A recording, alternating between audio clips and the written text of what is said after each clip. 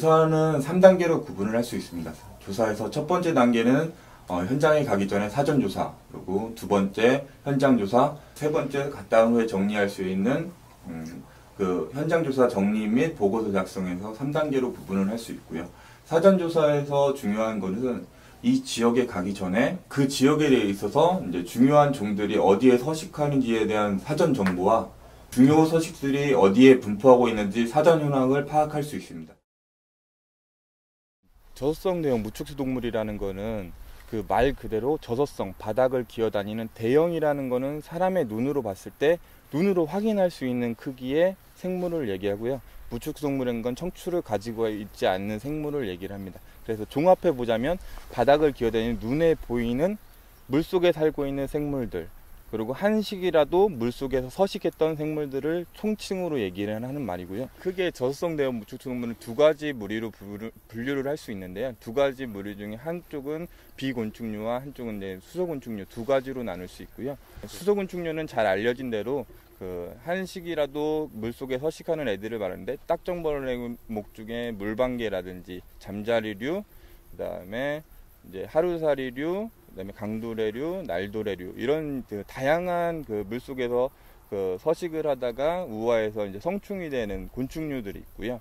그다음에 비곤충류에는 이제 그 갑각류라든지 이제 조개류, 그다음에 지렁이류, 그리고 교과서에서 많이 나오는 플라나리아류라든지 이런 종류들을 다양하게 서식을 하고 있습니다.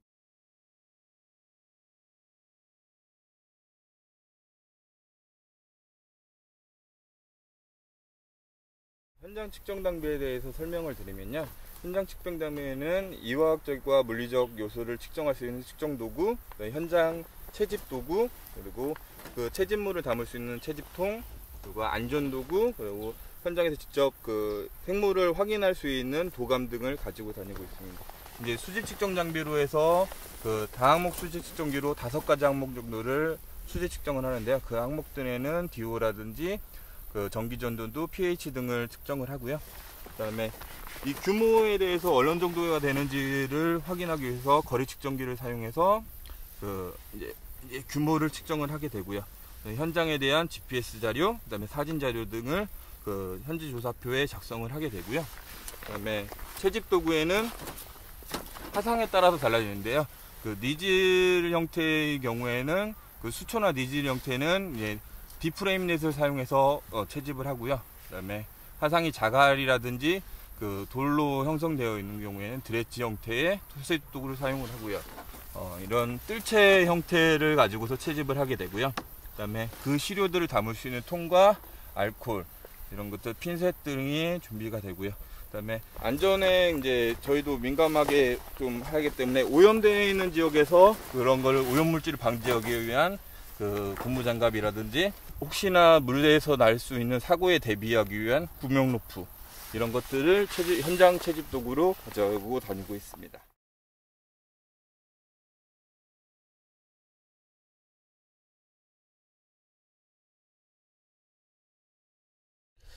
이 서식지 같은 경우에는 일반적으로 그 전형적인 그 본류에 있는 옆에 있는 배후 습지의 형태로 형성이 되어 있는 습지고요.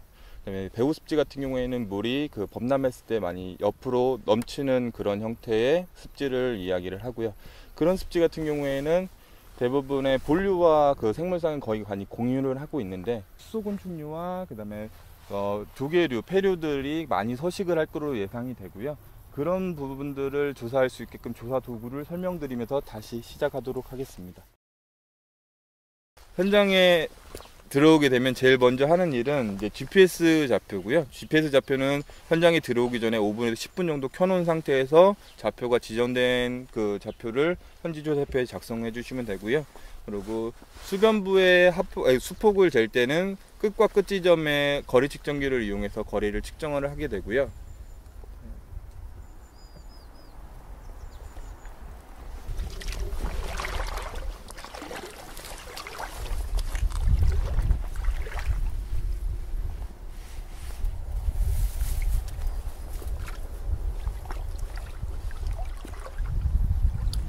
이 장비 같은 경우에는 완전히 이제 고정이 될 때까지 기다렸다가 측정된 장비를 그 현지조사표에 작성을 해주시면 됩니다. 방영구는 현재 여기에서 이제 하상이 어떻게 되는지, 그리고 정점 조사를 할 때 그 지역에 대한 하상 조사를 할 때 사용을 하고요. 일반적으로 그 가장 많은 하상에서 2번에서 3번 정도를 그 사진으로 촬영을 하든지 그걸 퍼센테이지를 나눠가지고 작성을 하게 됩니다. 목적에 따라서 하상 재료가 중요할 경우에는 직접 실제 측정을 하게 되고요. 일반 조사 같은 경우에는 그 현장에 대한 그 보조 자료로 사용하기 때문에 사진 같은 걸 측정을 해서 이제 첨부 자료로 이제 넣게 됩니다. 이 지역에 대한 이제 수심을 측정을 하게 되면 같은 지점에 대해서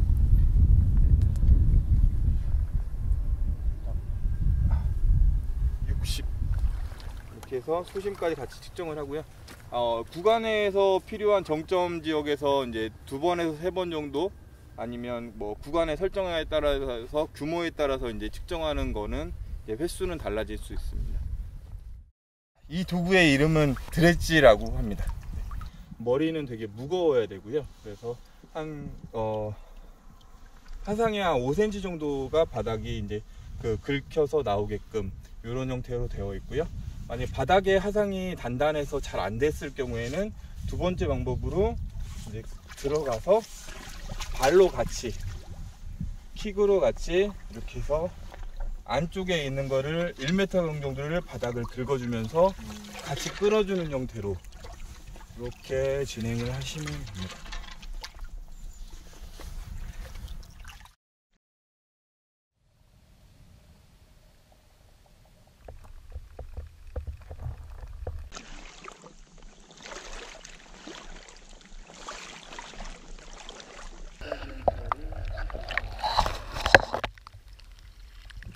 샘플은 넓은 판 위에 시료를 확인이 다 되신 도구는 이제 깨끗하게 물 쪽에 가셔서 다음 장소에서도 사용하기 전에 세척이 꼭 필요하시고요. 그 다음에 그 장소에 끝난 장소에서도 여기 깔끔하게 정리를 하셔서 놔두시면 되고, 이렇게 유기물이 많은 경우에는 불필요한 것들이 사실은 있을 수 있으니까 좀 제거를 해서 안에 들어가서 솔팅하기 좀 편하게끔 그런 부분들을 좀 제거를 하시고 가시는 게 실험실에서 분석을 하실 때 좀 편하시고요. 이렇게 이제 수변부에 서식하는 잠자리류라든지, 그다음에 이렇게 물자라, 그리고 여기는 진거미새우가 있고요. 그다음에 개아제비, 요런 이제 수변부에서 그 숨을 수 있는 공간에 서식하는 종류들이 아까 이제 그 말씀드렸던 디프레임넷 같은 경우에 이런 종류들이 많이 채집이 되고요. 중심부에서는 아무래도 이제 서식할 수 있는 애들이 하루살이라든지 이런 애들이 많이 채집이 될 것으로 예상이 됩니다. 원래 이제 조사 같은 경우에는 일반 조사원과 전문 조사원이 같이 움직이게 되는데 2인 1조로 움직이게 되는데, 2인 1조로 움직일 때 대부분의 이제 먼저 정점 조사 지역 같은 경우에 채집 도구를 사용할 때는 전문 조사원이 하고 있으면, 다양한 지역에서 이제 그 직접 찾아가서 채집해야 되는 다양한 서식지 같은 경우에는 일반 조사원이 돌아다니면서 채집을 해서 채집통에 이제 시료를 채취를 하게 되고요.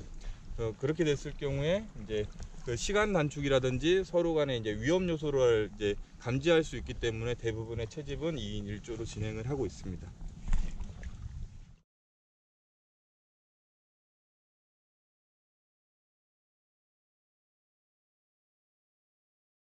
여기는 이제 본류에 있는 하천으로서 이제 유수역에 해당하는 지역이고요. 유수역이라는 거는 물이 흐름이 빠르고 약해지고 이런 구간이 반복되는 구간에서 이제 물이 흐름이 빠른 곳에서 채집하는 것을 이야기합니다. 네, 대부분의 하천은 리플럼 풀이라고 해서 유속이 빠른 구간, 그리고 느린 구간, 그 다음에 정체되는 구간, 이렇게 세 구간으로 나눠지는데요. 이번에 그 채집하는 부분은 이제 유수역에서 유속이 빠른 구간에서 사용하는 채집 방법들하고 채집 도구들을 설명을 해드리도록 하겠습니다.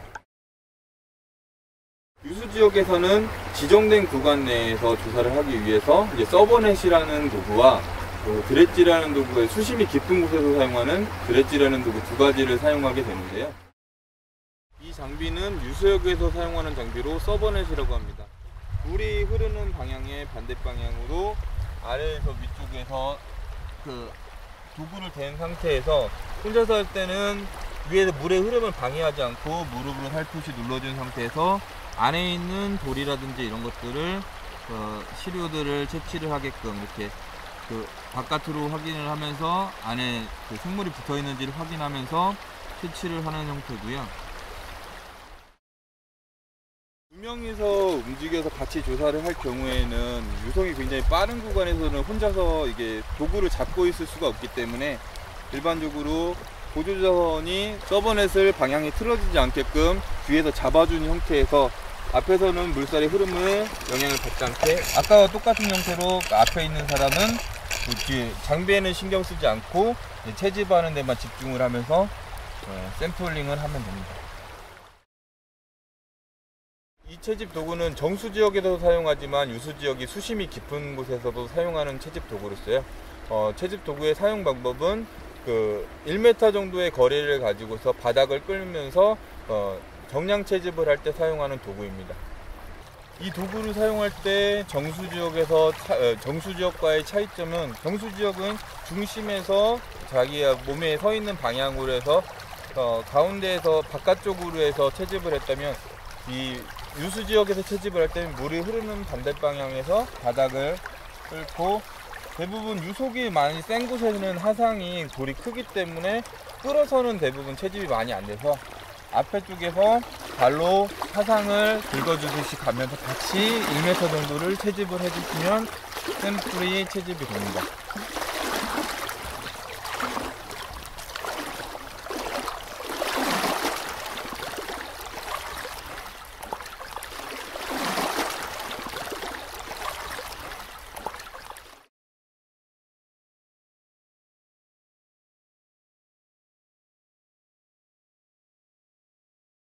저희가 지금 있는 이곳은 산간 계류로서 하천이라는 건 산간 계류 발원지에서부터 하류로 내려가는 구간으로 갈수록 하천의 폭은 넓어지고 유속은 느려지는 형상을 가지게 되고요. 이로 인해서 이제 그 저수성 내목축동물에 서식하는 것들이 섭식하는 것들이 달라지게 되는데요. 산간 계류에 있을 경우에는 하천의 돌의 크기라든지 그다음에 주변의 산림으로부터 떨어지는 먹이 원에 따라서 이제 그 갉아먹는 물이라든지 그다음에 걸러먹는 무리가 유속이 빠른 곳에서 걸러먹는 무리들이 많아지게 되고요. 하류로 내려갈수록 바닥의 모래 속에 부유물질, 영양물질들이 축적되어 있는 것들을 먹을 수 있도록 이제 주워 먹는 무리들이 계속적으로 늘어나는 형태를 볼 수 있습니다. 보통 계곡부에 보면 유속이 흐르지 않는 구간에 보면 이렇게 웅덩이 형태가 만들어지는데요. 대부분 하상은 낙엽층이 쌓여 있고 모래나 자갈들이 깔려 있으면서 유기물질이 굉장히 많은 곳입니다. 이런 데는 이제 대부분 모래층에서 한번 그 채집을 하면 되고요. 낙엽층과 모래층을 구분해서 채집을 하면 될 것 같습니다. 지금 이제 계곡 두 군데서 정수역과 유수역에서 채집을 해봤는데요. 정수역에서는 대부분 하루살이와 강도래, 날도래 종류. 특징적으로 이제 그쪽에서는 모래라든지 이런 것들이 퇴적 물질이 많이 있기 때문에 무늬하루살이라든지 이제 쇠측범점자리, 측범점자리류들이 그쪽에 서식하는 걸 확인해서 두 지역은 나타나는 종들이 완전히 확연히 달라지기 때문에 양쪽이 같이 채집돼야지 다양성을 조사하는 데는 용이할 것으로 생각이 됩니다.